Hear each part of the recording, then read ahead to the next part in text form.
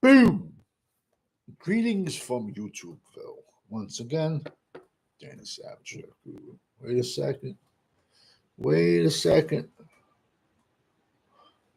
By far the best beard on YouTube, even on an off week.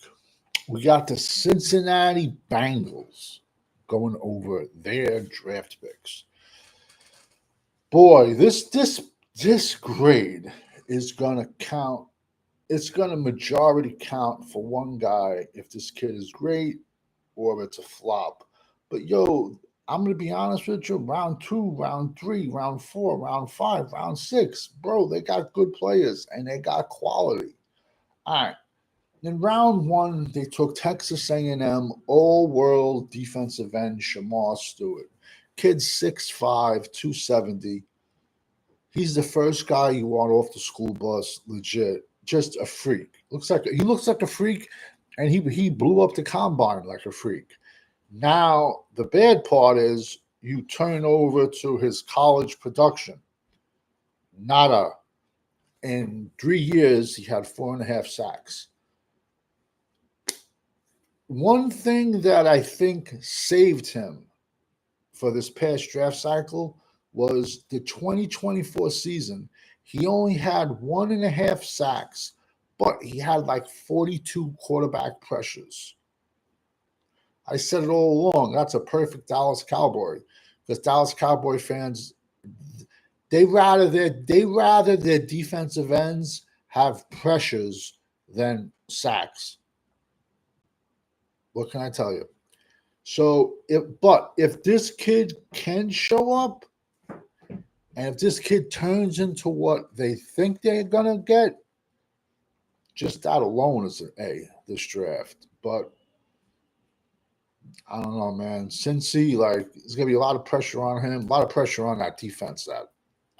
Period.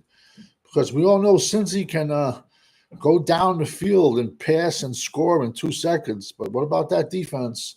This is team building 101. What Cincinnati did with the quarterback and the two wide receivers, you don't do that because you ain't going to win shit, especially in the AFC North in December and January. You got to run the ball. Round two, I like this kid a lot. Demetrius Knight, linebacker, South Carolina. He has nice size to him, and he's going to need it with Derrick Henry, in the same division. I liked him a lot. Round three, guard out of Georgia, Dylan Fairchild. Love this kid. I honestly had like a late second. Yeah, I had like late second, third. That's a great pick for them because their offensive line is horrendous, and they're gonna have to count on rookies to start this year. Because why might you ask? Because they spent all their money on a quarterback and two wide receivers. Next is a kid that slid down a bit. I'm gonna say because his lack of size, they were hyping this kid up for years. Honestly, this kid's best year was 2022. And that's Barrett Carter, linebacker, Clemson. He slipped down to the fourth. I don't have a problem with fourth round pick on him. It just seems like this draft and many others, but this draft, linebackers and running backs got devalued a lot.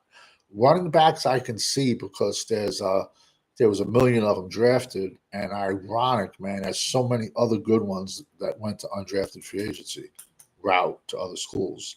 Next, round five, Jalen Rivers, the U.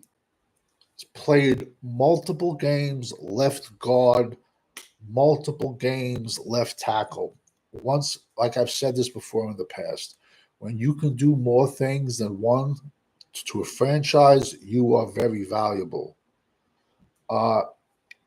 He was coming. I'm going to be honest with you. He injured himself early in the season, so that may be why he tumbled to the fifth. I mean, that's not saying a tumble. I mean, you still got drafted in the fifth. That's great, but like I had him higher because let's be honest, man, it was a gross center class and a gross offensive guard class.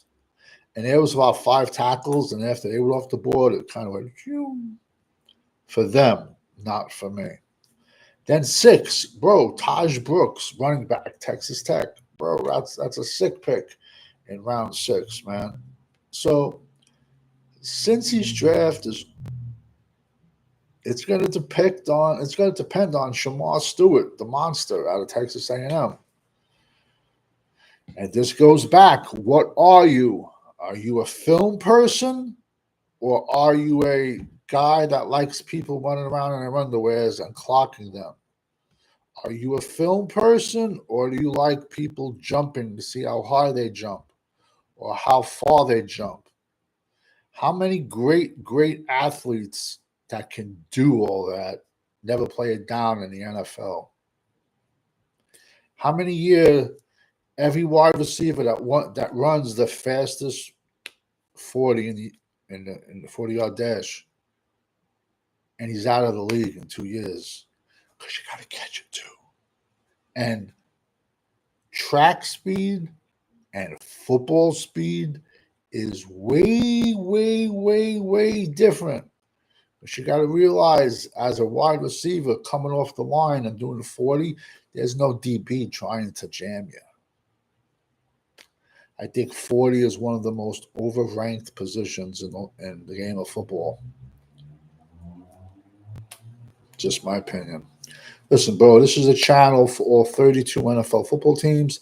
This is a channel for every college from Power 5 down to Division 3, down to NAIA, down to HBCU.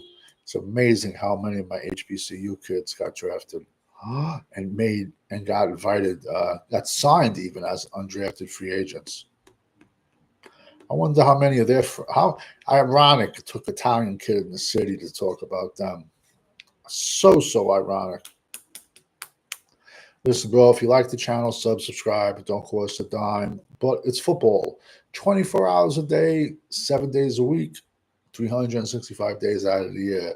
Ask the crew I rock with. I'm sending out videos at 3, 4 o'clock in the morning.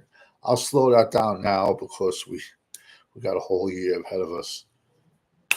But yo, can we please slow down with like the videos of a guy making a pass, or can we stop down with a guy knocking a ball down at training camp, and these dudes just play clickbait and, oh, he's the next Gale Sayers, he's the next Ray Lewis, bro? Can we, as an old coach once said, who I don't like, but as an old coach once said, can we slow down and put them in Canton first?